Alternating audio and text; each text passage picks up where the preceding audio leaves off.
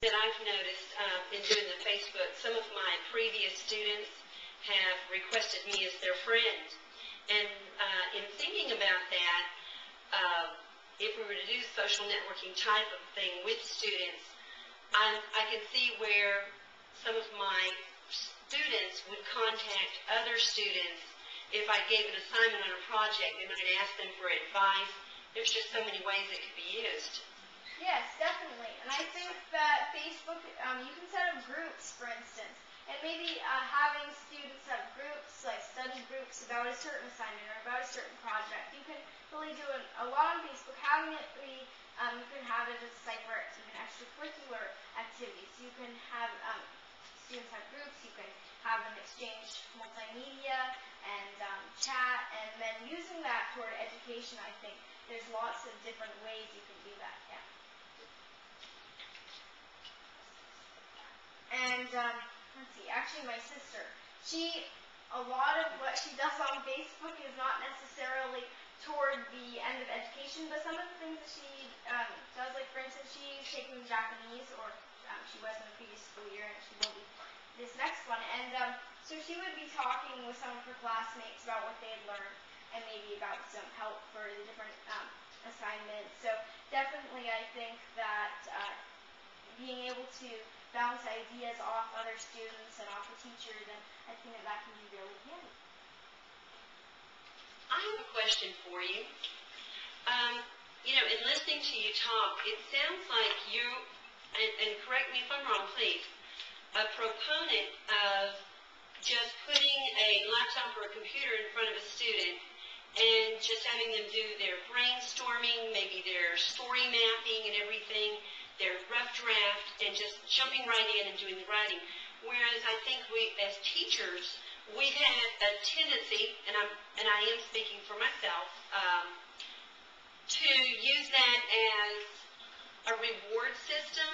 Do the mapping, do your brainstorming out on paper, because I don't want them to lose that contact of paper pencil. And then because testing procedures don't allow for just having a laptop sitting in front of you. So the kids have to maintain, remembering all of that. And then I've used it, like I said, as a reward, that once you have your rough draft, then go and do a draft copy on your laptop, or, using Microsoft Word or whatever. But it's, from what you're saying, from what I'm getting, you just think just let them have the laptop and do most of those writing things, because you're using thesaurus and all of these other tools.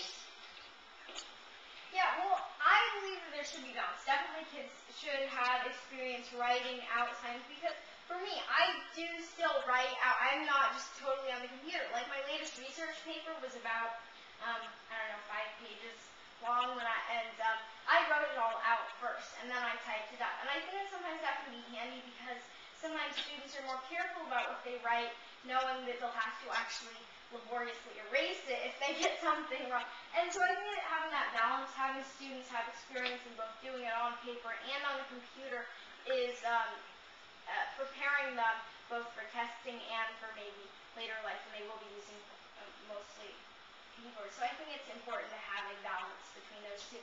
Another thing is that actually on the computer you can you can do, for instance, like if you were wanting to display the kind of thing that you would brainstorm on paper, then you can actually, if you have an interactive whiteboard, then you can draw that out. Let's see if I can get my pen open. There we go. Okay, so for instance, I have a different outline here. And so I can actually draw this on the computer with the interactive whiteboard. I can also do it on Word pretty easily with the auto shapes. I don't know if anybody's tried using those, but if you want to show students the kind of what it looks like and how you would do it, you could do that on an interactive whiteboard. You could also do that on Word with the auto shapes. So yeah, that would be something to do also when you're using the computer. But definitely having students write out the occasional assignment is pretty important. Okay, well, let's see. Now, moving on in the presentation.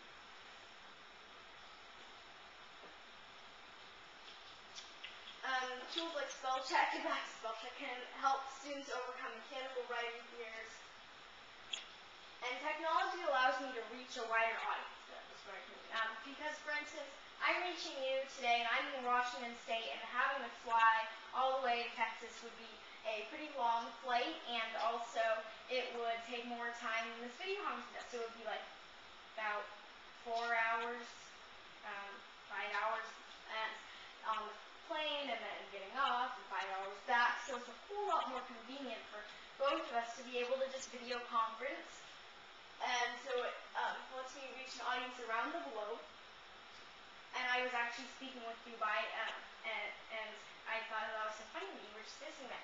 So video conferencing allows me to reach out to you. Next slide. And classroom tool number 5. Use distance learning tools like video conferencing to spread your message across the miles anytime from anywhere. So distance learning is really powerful for me. I'm able to talk to anybody at any time across the world. And it can also be really helpful if you can do it over the computer using things like Skype or different conferencing methods. You can do it over video conferencing like we're doing right now. So there are many different ways you can reach your students and reach your intended audience. To show you how technology actually helps me make innovative lessons, here are those sample pages from my presentations from personal narrative and child labor. We face conflicts and obstacles every day. So I might use something like the revealer tool, which I have on here. And that gives me, this thing I can pull down a little bit. And then I can ask students, well, what are some conflicts you face today? And if they can't come up with anything, then I might jot down a little. For example, deciding what to wear. Does anybody have difficulty deciding what to wear today? I can ask students this and maybe someone will raise their hand. What about arguing with friends? Have any of you ever done that? Running, catch a bus, taking a test.